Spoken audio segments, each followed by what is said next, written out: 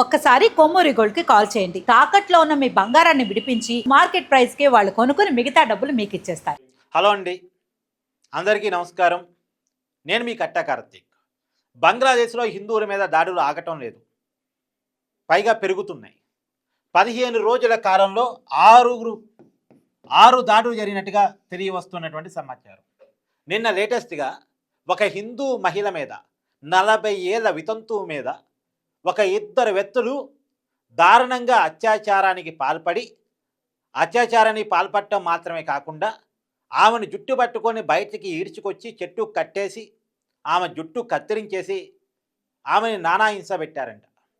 ఆ సంఘటన, ఆ వీడియో ఇప్పుడు వెలుగులోకి వచ్చి మీడియాలో వైరల్గా మారింది.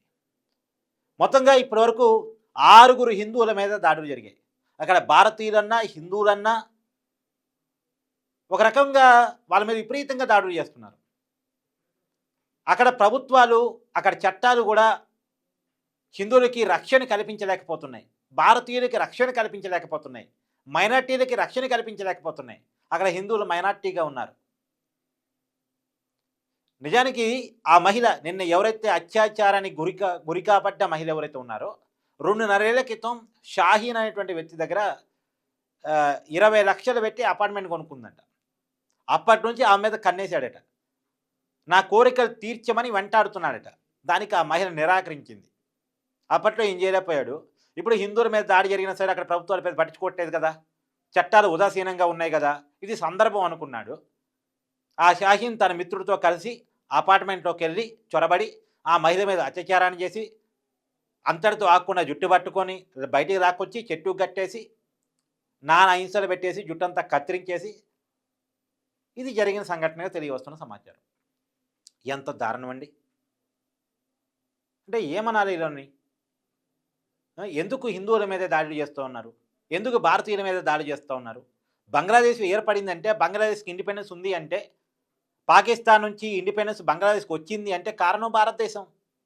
పాకిస్తాన్ నుంచి విడిపోతామని పోరాటం చేస్తూ ఉంటే సపోర్ట్ చేయమని వాళ్ళు మన అడిగితే వాళ్ళ కోరిక మేరకు వాళ్ళకి సపోర్ట్ చేసి వాళ్ళకి స్వతంత్ర దేశంగా ఏర్పడటానికి కారణమైన వల్ల మనకి జీవితాంతం బంగ్లాదేశ్ రుణపడి ఉండాలి. రుణపడి ఉండకపోగా వాళ్ళ దేశంలో ఇంటర్నల్ ఇష్యూస్, వాళ్ళ దేశంలో తగాదలు మనకి పూసేసి మన మీద వివాదం చేస్తూ మన మీద దాడులు చేస్తున్నటువంటి పరిస్థితి. ఏమనాలి? ఏం చేయాలి వీరని? సో నేనేమంటానంటే, వెనిజులాలో డ్రగ్స్ తయారవుతున్న కారణాన్ని చూపించేసి వెనిజులా దేశ అధ్యక్షుడే డ్రగ్స్ మాఫియా నడిపిస్తున్నాడు అనేటువంటి కారణం చేత అమెరికా వెనిజులా అధ్యక్షుని ఆ దేశం మీదకి దాడి చేసి మరి ఆ దేశ అధ్యక్షుని బంధించేసి వాళ్ళ దేశాలను తీసుకొచ్చి న్యూయార్క్ సెంట్రల్ జైల్లో వేశారు. దాని మీద అనేక వివాదాలు ఉన్నాయి. నిజమా కాదా, నిజంగా డ్రగ్స్ మాఫియాకి అతను కేర్ ఆఫ్ అడ్రస్గా ఉన్నాడా లేదా, ఇవన్నీ పక్కన పెట్టండి. కానీ 2020లో అమెరికాలో డ్రగ్స్ మాఫియాకి కేర్ ఆఫ్ అడ్రస్ వెనిజులా ప్రెసిడెంటే అని ఒక కేసు నమోదైనందుకు ఆ కేసును పెట్టుకొని వెనిజులా అధ్యక్షుని పట్టుకొచ్చారు కదా. ఇప్పుడు డ్రగ్స్ మాఫియా అనే పెద్ద డేంజర్ అంటే మరి టెర్రరిజం ఇంకెంత డేంజర్ కావాలి? భారతీయుల మీద దాడి చేస్తుంది టెర్రరిస్టు ఆలోచనలు ఉన్నటువంటి వ్యక్తులు, టెర్రరిస్ట్ సంఘాలు, టెర్రరిస్టు ఆర్గనైజేషన్స్ హిందువుల మీద, భారతీయుల మీద దాడి చేస్తుంది. వాటిని సమర్థిస్తుంది అక్కడ పాలకులు. అక్కడ టెర్రరిస్టు యాక్టివిస్టులకు ప్రభుత్వాలు సపోర్ట్ చేస్తున్నాయి, పాకిస్తాన్లో కావచ్చు, బంగ్లాదేశ్లో కావచ్చు. మరి వాళ్ళని కూడా పట్టకొచ్చి సేమ్ అలాగే సెంట్రల్ జైల్లో పడేయాలిగా. మనం బంగ్లాదేశ్లో ఉన్నటువంటి టెర్రరిస్టు వ్యక్తులను, వ్యవస్థలను, దానికి సపోర్ట్ చేస్తున్నటువంటి అక్కడ ఉన్నటువంటి పాలకులను అలాగే అదుపులో తీసుకొని మన దేశాన్ని తీసుకొచ్చి తీహార్ జైల్లో పడేస్తే, పాకిస్తాన్ మీద, బంగ్లాదేశ్ మీద స్పెషల్ ఆపరేషన్ పెట్టేసి,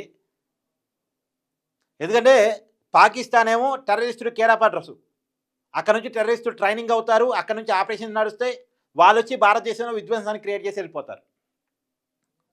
వాళ్ళకి ఫండింగు, రక్షణ, శిక్షణ అంతా పాకిస్తాన్లో జరుగుతూ ఉంటుంది. మనం చూపించాం ఆపరేషన్ సింధూర్లో భాగంగా టెర్రరిస్టు క్యాంపులు పాకిస్తాన్లోనే ఉన్నాయి అనేటువంటి విషయాన్ని మనం చూపించాం.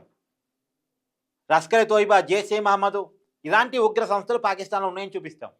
ఈ ఉగ్ర సంస్థల ఆధీనంలోనే ఇలా బంగ్లాదేశ్ కూడా ఉంది.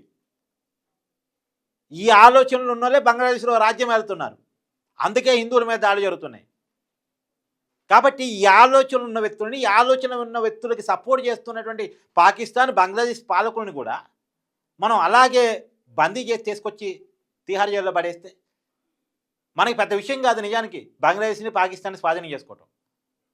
కాకపోతే మన నేచర్ అది కాదు అంతే, మన స్వభావం అది కాదు. ఇప్పుడు అమెరికా ఒక దారి నేర్పింది కాబట్టి ఇప్పుడు అమెరికా కూడా మాట్లాడకూడదు. ఎందుకు? కేవలం డ్రగ్స్ మాఫియా చేస్తున్నందుకే వెనిజులా ప్రెసిడెంట్ నువ్వు అదుపులో తీసుకున్నావు. వీరు టెర్రరిస్ట్ యాక్టివిస్ట్ చేస్తున్నారు. నీకు వెనిజులా వల్ల అమెరికాకి ఎంత ఇబ్బందిగా ఉందో పాకిస్తాన్, బంగ్లాదేశ్ వల్ల భారతదేశానికి అంత ఇబ్బందిగా ఉంది. ఇప్పుడు వెనిజులా వల్ల అమెరికాకి ఇబ్బంది, బంగ్లాదేశ్ వల్ల, పాకిస్తాన్ వల్ల ఇండియాకు కూడా ఇబ్బంది ఉంది. అంటే నువ్వు ఇతన్ని అరెస్ట్ చేయటం, ఇతను అదుపులో తీసుకోవటం, ఇతన్ని తీసుకొచ్చి నీ దేశానికి సంబంధించి జైల్లో పడేయటం కరెక్ట్ అయినప్పుడు మనం కూడా ఇలా చేయటం కరెక్టే అవుద్ది కదా. ఇలా చేస్తే ఎలా ఉంటుంది? మీ అభిప్రాయం కూడా కామెంట్ రూపంలో తెలియజేయండి. కాకపోతే మనం అలా చేయం, మన నేచర్ అది కాదు.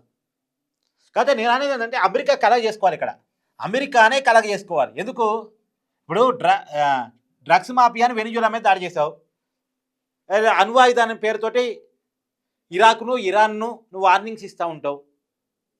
మరి నేను అనేది ఏంటంటే అణ్వాయుధాల పేరుతో ఆ దేశాలకు వార్నింగ్స్ ఇస్తూ, ఆ దేశాల మీద దాడులు చేస్తూ, లాటిన్ అమెరికా దేశాలకు వార్నింగ్స్ ఇస్తూ ఉంటావు, నువ్వు సౌత్ కొరియాకి వార్నింగ్ ఇస్తూ ఉంటావు. మరి అదే అణ్వాయుధాల పేరుతో నీ గడ్డ మీద నుంచి భారతదేశాన్ని బెదిరిస్తే పాకిస్తాన్ ఆర్మీ చీఫ్ని ఎందుకు వదిలేశారు? ఇలా పాకిస్తాన్ టెర్రరిస్టులు కేర్ ఆఫ్ అడ్రస్గా ఉంది. మరి అమెరికా వార్నింగ్ ఇవ్వాలిగా పాకిస్తాన్కి, బంగ్లాదేశ్కి వార్నింగ్ ఇవ్వాలిగా. అక్కడ ప్రజాస్వామ్యం లేదు, ప్రజలకు హక్కులు లేవు, ప్రజాస్వామ్యబద్ధంగా ఎన్నికలు లేవు, చేయాలిగా.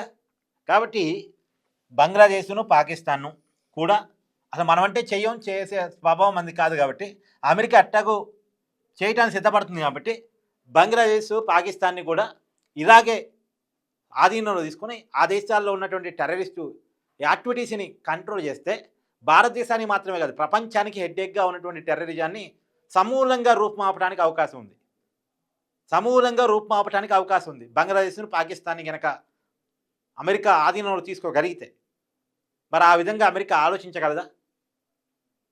సో మీ అభిప్రాయాన్ని కామెంట్ రూపంలో తెలియజేయండి.